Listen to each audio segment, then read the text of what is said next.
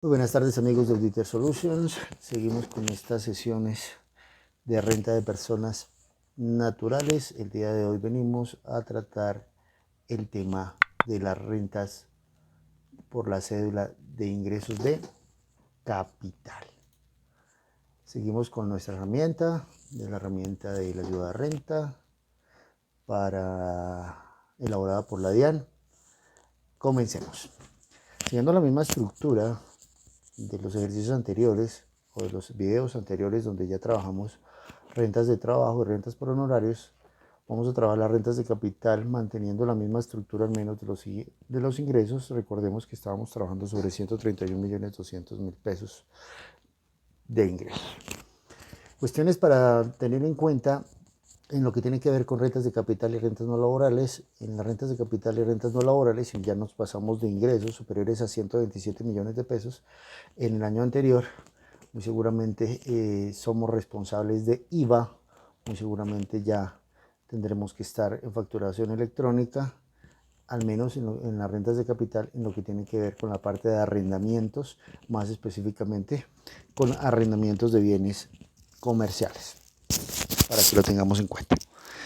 ¿Vale? Entonces, entramos acá a rentas de capital y efectivamente hay varias opciones. Tenemos intereses y rendimientos financieros. Recordemos que en las rentas de capital, en el video donde se hace la clasificación cedular, se dice que aquí también entra el tema de los intereses presuntos.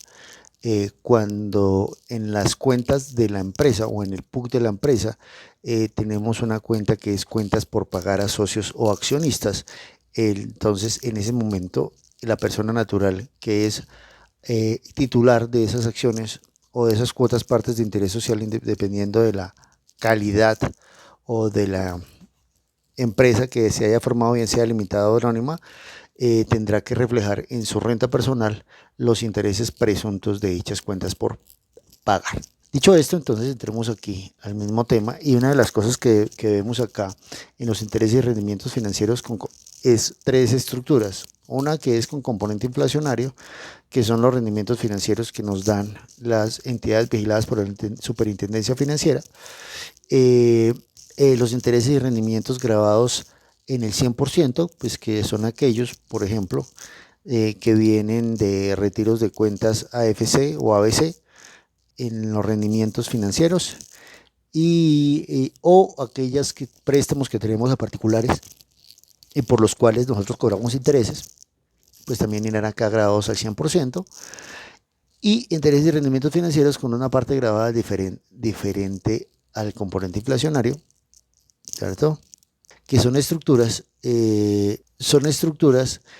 que se generan como beneficios, ganancias, utilidades y demás, que tienen un porcentaje diferente de grabación en su estructura. Podemos entrar aquí también a hablar de acciones preferentes, ¿cierto?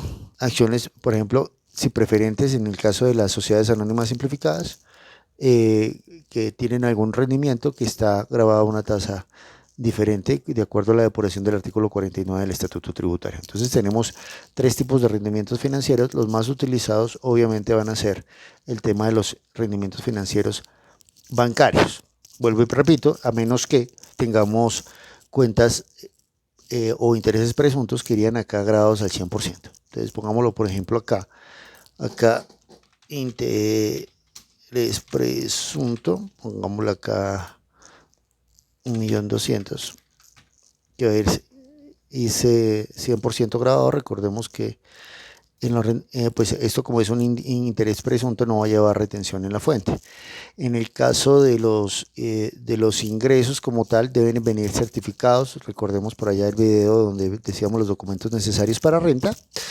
Ahí hacíamos una descripción más detallada de qué necesitábamos, pero aquí lo único que vamos a decir es que este tipo de rendimientos con componente inflacionario vienen en un documento que se llama el certificado tributario, que expiden las entidades bancarias cada año. ¿Listo? Entonces, digamos acá que tenemos no grabados otro millón de pesos, entonces que nos dieron 2.260.000, puede ser por algún CDT.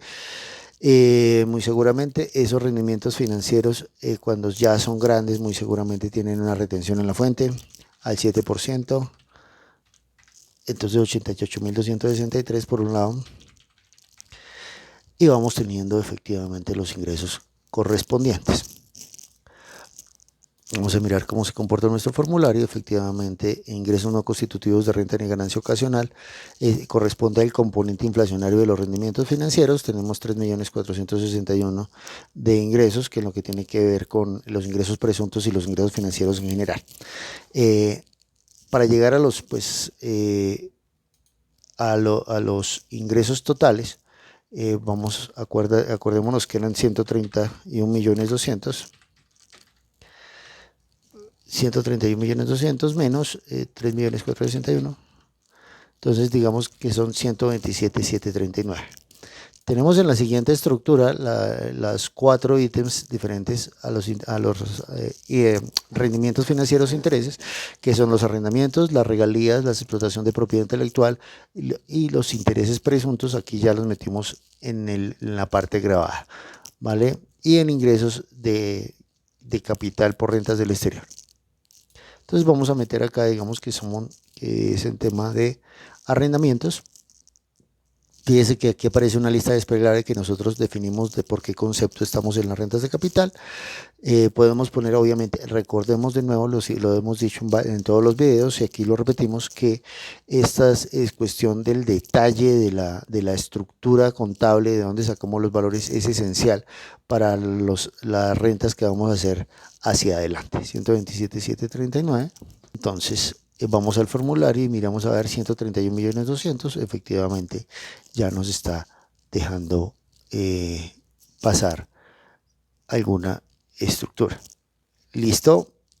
Vamos a mirar acá qué fue lo que pasó con los arrendamientos, que me los mandó como rentas exentas. Vamos a mirar y dice, ok, fíjense lo que dice acá. No subí la pantalla cuando entro a los arrendamientos. Me parece ingresos por rentas de capital objetivos en el exterior, decisión 578. Recordemos que por los convenios de doble imposición, en especial con la decisión de la CAN, la decisión 578, los ingresos que obtengamos en el exterior por estos conceptos se van a trabajar en la renta como rentas exentas. Entonces, bueno, nos sirve de todos modos ese error involuntario para explicar ese tipo de situaciones con los ingresos obtenidos en el exterior. Lo mismo que se les dijo en el video de rentas por honorarios, tener en cuenta cuando tenemos rentas obtenidas en el exterior, si tenemos convenios para evitar la doble imposición o no, y si los tenemos, pues obviamente hacer la aplicación correspondiente. Vamos a dejarlo acá. Fíjense, ingresos obtenidos en el exterior, rentas de capital, con países con convenio de doble imposición o ingresos de rentas de capital obtenidos en el territorio nacional. Aquí sí lo vamos a poner. Efectivamente, digamos que estamos haciendo arrendamientos de locales comerciales, 127.739, y recordemos que el arrendamiento del local comercial 127.739 tiene una retención del 2.5, 3.193.475, y ya tenemos acá efectivamente nuestra estructura. Vamos a ver, 131.200.000, tenemos el millón del componente inflacionario, que es ingreso no constitutivo de renta ni ganancia ocasional. Tenemos una renta líquida del ejercicio de 130.200.000 con un impuesto de 23 millones de pesos. Las retenciones de 5 millones con un total a pagar de 26.314.000. Seguimos la misma estructura de los videos anteriores para ponerlos en contacto a ustedes de cómo diligenciar su formulario. En las rentas de capital, efectivamente, podemos tener ingresos no constitutivos de renta, ya tenemos el componente inflacionario, pero recuerden que aquí también podemos hacer aportes y debemos, de hecho, hacer aportes a la seguridad social. Recordemos también que en el tema de los aportes de la seguridad social va a ser sobre los ingresos que tengamos diferentes a rendimientos financieros que no están obviamente grabados o no están sujetos a aportes de seguridad social. Entonces ya entramos con una estructura diferente. Permítanme un momento, revisamos entonces cuánto se nos fue entonces para rentas de arrendamientos. Son 127.739.000, ¿cierto? Vamos a decir que lo vamos a hacer por el 40%, acordémonos del tema de los honorarios y los servicios personales, aquí funciona igual. Entonces vamos a hacer aportes sobre 51.025.000 095.600 al año.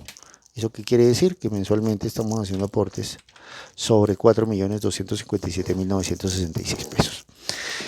Eso nos da también la opción de decir que pues si hacemos aportes a pensión y a salud, pues tenemos que hacer un aporte del 17% por efectos del Fondo de Solidaridad Pensional. Entonces vamos a hacerlos acá efectivamente, vamos a decir, vamos a escoger aporte obligatorio de salud, vamos a tomar la base de nuevo. 51.095.600 por punto 12.5, que es la cotización a salud, 6.386.950, 6.386.950. Recordemos que son aportes anuales, entonces a fondo de pensiones y solidaridad. Entonces decimos lo mismo, que la base son 51.095.600 por punto 17, que es el aporte 8686.252, 8686.252. Y podemos tomar también un tema de ARL y muy seguramente no nos lo van a pedir porque son temas de arrendamientos, digamos que no lo tenemos.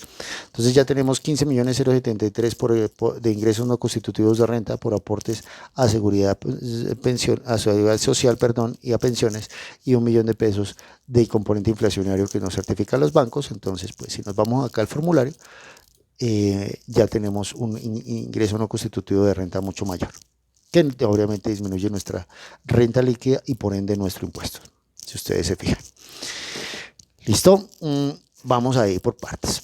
Fíjense que aquí tenemos costos y gastos procedentes, obviamente lo mismo que se les dijo la vez pasada, muy seguramente tienen que ser inherentes a la actividad económica que genera la renta del contribuyente. Por ejemplo, uno podría decir acá, pero es que bueno, son rentas de capital, de repente yo tengo bienes que los arriendo, pero tengo una señora del servicio en mi casa, ¿eso lo puedo llevar como gasto de personal? La respuesta es no, tajantemente no, porque la empleada de su casa, de su vivienda personal, no tiene nada que ver con la generación de renta de sus ingresos, personales. Habría una línea muy delgada para justificar eso y habrá muchas opiniones encontradas, pero la DIAN en estructura no acepta ese tipo de cosas. Entonces, muy seguramente podremos tener mantenimientos, ¿cierto? Podemos tener mantenimientos, entonces vamos a hacer, no sé, compras de alguna cosa. Vamos a hacer rentas de capital, digamos que tuvimos en el año, no sé, hicimos mantenimientos, hicimos cuestiones de luz, parejos y tal, digamos que tuvimos 10 millones. Obviamente esas deben estar sustentadas, ¿cierto? No es la compra del mercado, debe ser compra de materiales donde se evidencia efectivamente que le hicimos algún mantenimiento a la casa o a los apartamentos o tal, ¿vale? Digamos también que en los gastos de personal, bueno, no tenemos gastos de personal como tal. Gastos financieros sí podemos tener, muy seguramente, para el ejemplo que estábamos haciendo a nosotros anteriormente, vamos a poner que tengamos 1 millón de pesos, que así sea algo pequeño, en ingresos, en intereses financieros, o en gastos financieros. Gastos por impuestos efectivamente podemos tener, pues si somos dueños de las casas, muy seguramente si tenemos un predial, el vehículo muy seguramente no va a poder entrar porque es un tema de rentas de capital donde no necesitamos alguna movilización. Sin embargo, si lo podemos sustentar, podemos obviamente incluirlo. Y el ICA, pues obviamente es claramente, si estamos hablando de arrendamientos comerciales, si estamos hablando de arrendamientos de vivienda, ese tipo de actividades no tiene industria y comercio. Vamos a decir aquí que sí, y vamos generando esa estructura. Pero arrendamientos no tenemos y otros costos y deducciones, digamos que le estamos pagando efectivamente pues hicimos mantenimientos y le pagamos una cantidad por mano de obra a nuestro maestro de construcción, digamos que le pagamos 15 millones. ¿Listo? Que son ingresos procedentes para pues, el mantenimiento de nuestros bienes. Fíjense que es una cosa muy poca lo que nos podemos llevar, pero efectivamente sí nos podemos llevar estructuras. Entonces ahí están los costos del formulario. Efectivamente, si nos vamos acá, tuvimos alguna estructura, ya no tenemos los 130 millones de utilidad, sino tenemos 86 millones de pesos, y sobre 86 millones de pesos vamos a entrar a pagar un impuesto de 11 millones de pesos, y ya tenemos una retención de 3 millones de pesos para un saldo a pagar definitivo de 9.388.000. Sigue siendo muy alto igual, y volvemos a la misma estructura que decíamos en el tema de cédulas de honorarios. Podemos hacer una serie de aportes adicionales como tal en la estructura, que pueden ser dentro de estas las deducciones imputables, ¿cierto? Las deducciones imputables que pueden ser intereses por préstamos de vivienda, que también los podemos llevar allá, ¿cierto? Entonces solamente es redireccionarlos. Acuérdense que siempre habíamos puesto 1.000.000 de pesos en los videos anteriores para hacer el comparativo. Pagos por salud y medicina prepagada, recordemos que para rentas de capital ni para rentas no laborales aplica. Digamos que aquí también tenemos inversiones y que lo vamos a hacer también para rentas de capital acá, ese 1.000.000 de pesos. Digamos que también tenemos el arrendatario o el dueño de los bienes también puede tener créditos con el ICETEX, entonces también los llevamos a rentas de capital. Muy seguramente va a pagar gravamen a los movimientos financieros, entonces también lo llevamos a renta capital para que nos lleve el 50%. El 50% que son 500.000. Aquí podemos efectivamente hacer aportes a fondo de cesantías. Ellos también pueden hacer aportes a fondo de cesantías voluntarios, respetando los topes establecidos y pues para poder disminuir su carga tributaria. Entonces vamos a colocarlo acá en rentas de capital. Efectivamente aquí nos aparecen rentas de capital. Vamos a ir a mirar y vamos a tener inversiones con derecho de deducción. Acuérdense que siempre estamos utilizando la de inversión en proyectos cinematográficos porque la que nos da el 165%, la que valdría más la pena hacer en temas de inversiones. Y pues la llevamos a rentas de capital. ¿Vale? Entonces, si ya tenemos entonces nuestras deducciones, tenemos aquí 14.150.000 en deducciones como tal. Si vamos al formulario, obviamente nuestro impuesto sigue bajando, vamos en 3.553.000 con una utilidad de 71.083. ¿Listo? Entonces tenemos costos, tenemos deducciones imputables, no tenemos rentas exentas, aquí no tenemos rentas exentas, tenemos ingresos no constitutivos y tenemos deducciones imputables y también pues obviamente tenemos retenciones en la fuente. También aparecen acá en el renglón 124 y 126 unas deducciones por donaciones, que recuerden que es el 25% del valor de la donación, en este caso la donación que hicimos al ICETEX o a la inversión tecnológica. Allá en las deducciones imputables también pues obviamente nos aparece un descuento tributario. ¿Listo? ¿Qué más aparece acá? Aquí aparece algo nuevo que son las rentas pasivas de entidades controladas del exterior. Recordemos que las rentas en las entidades controladas del exterior son aquellas donde la persona natural tiene una participación del 10% o mayor. Entonces esa participación debemos reflejarla en la renta de la persona natural. Ojo con eso, son preguntas que debemos hacer en el momento en que hacemos una renta de persona natural que tiene rentas de capital o que sabemos que es inversionista. Es decir, si tienes inversiones en el extranjero tenemos que tributarlas y podemos y tenemos la obligación de reflejarlas en la renta. Entonces, fíjense una cuestión acá. ¿Por qué tiene una entidad controlada del exterior? Por arrendamientos, por regalías, por explotación de propiedad intelectual, por rendimientos financieros y otros ingresos de capital. Podríamos tener otros ingresos de capital. Podríamos decir, recordemos que el ingreso y los costos pasivos son la parte proporcional de los ingresos generales y los costos generales de esa empresa del exterior. Entonces, si nosotros tenemos el 10% y esa empresa, digamos, tuvo 1.000.000.000 de pesos en el exterior, pues el 10% de 1.000.000.000 de pesos pues será nuestro ingreso pasivo. ¿Listo? Entonces pongámoslo acá. 1.000.000.000 de pesos por punto 1 es igual a 100 millones de pesos, por ejemplo. Vamos a poner acá 100. ¿Vale? Y vamos a tener que los costos pasivos, digamos que fueron 900 millones de pesos, entonces para nosotros es 90 millones. Y digamos que sobre esos 90 millones tuvimos un impuesto pagado en el exterior del 25% sobre esos 10 millones. Entonces 2.500.000. Fíjense lo que pasa con esto. Automáticamente en la parte de los ingresos en los ingresos pasivos del exterior no nos salen todos los ingresos acumulados en la parte de ingresos, solamente nos aparece la parte de la utilidad, que son 10 millones, los ingresos pasivos menos los costos, perdón, los ingresos presuntos menos los costos presuntos en el exterior, y va a salir un impuesto a cargo allá. Vamos a llevar automáticamente a el tema de descuentos tributarios. Fíjense que aquí no nos aparece en esta estructura, situación básica. Vamos a mirar acá. En las rentas cedulares, ok, los 2.500.000 están acá al formulario y van subiendo efectivamente nuestras retenciones en la fuente aquí abajo. Listo, ahí tenemos esas retenciones que están disminuyendo nuestro saldo a pagar. No los llevan como descuentos tributarios, sino los lleva como una retención en la fuente aquí en el país.